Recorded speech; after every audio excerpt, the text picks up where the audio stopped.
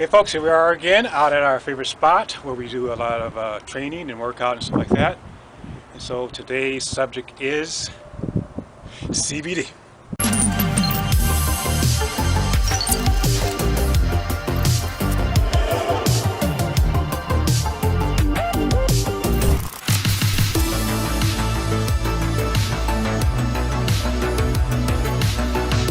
Now the idea is, okay, is CBD legal, illegal? What does it do? Like marijuana, there's a lot of confusion out there, so to say the least. So what you should do is your due diligence. Check it out, look it up, look at all the science behind it and things like that. So after this video here is going to be one of our top trainers. He's going to describe what CBD is and how it's different from THC and all the other things that are out there. So watch the video afterwards. And also the other thing is, okay, if you want to be part of our marketing team and selling this powerful product, because it's one of the best products on the market, it's very, there's a lot of varieties of CBD out there. And what you will find out is the one that we sell is very pure and high quality.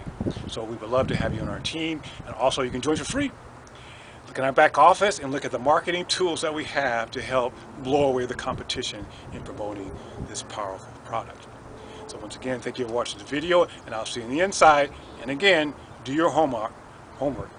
Find out what's the difference between CBD, hemp oil, THC, all that nonsense. Do your homework, find out what it is, and then start from there. Okay, until my next video, folks, have a blessed day. CBD and THC do two totally different things in your body.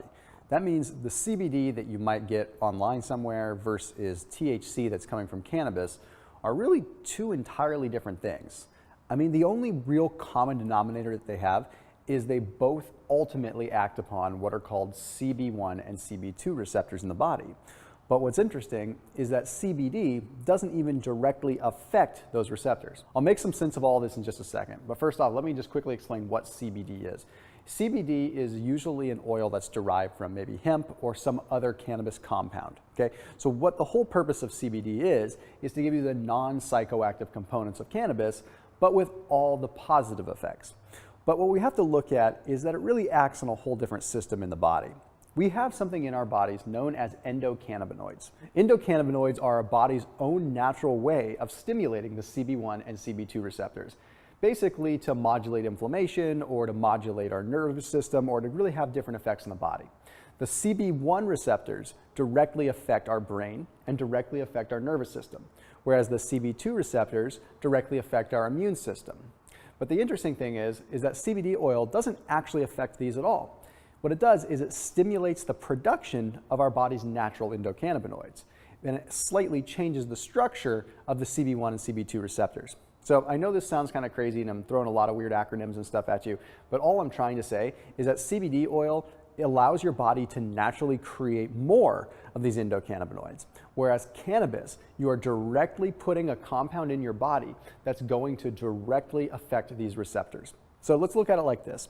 We have CB1 that affects your brain and your nervous system, CB2 that affects your immune system and inflammation. Okay?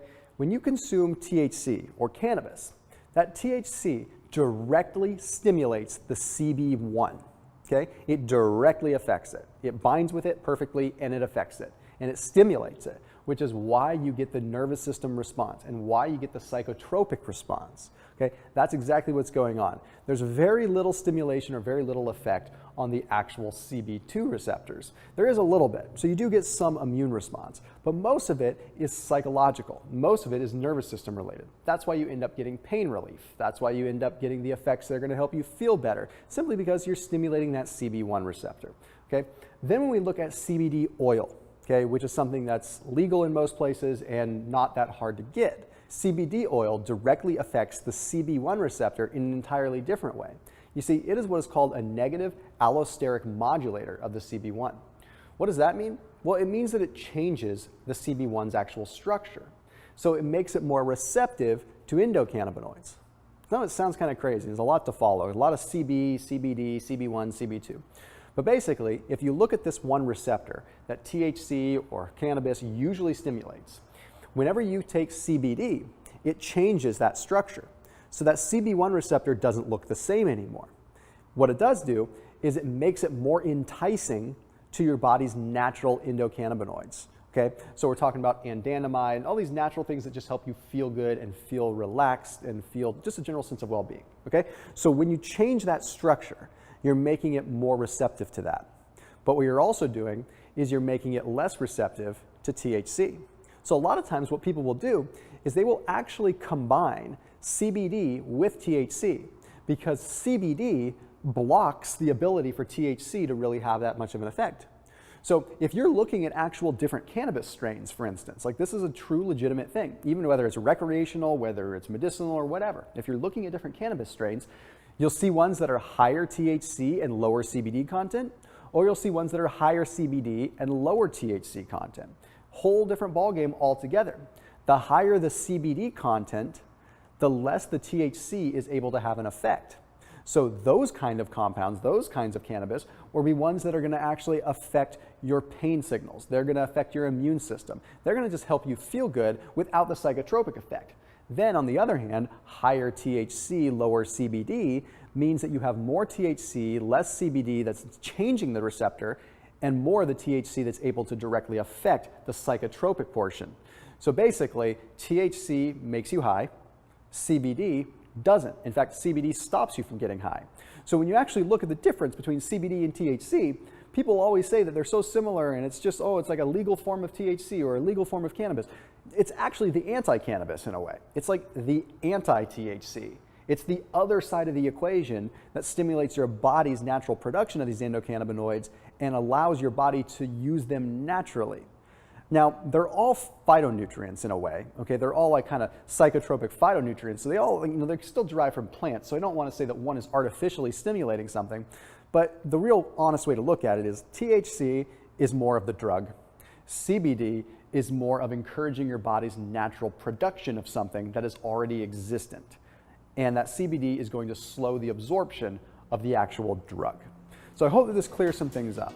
Pretty straightforward, but like I said, a lot of acronyms to make it all make sense. So CB1, CB2 receptors. CBD oil doesn't affect them. THC does. That's all we really have to remember.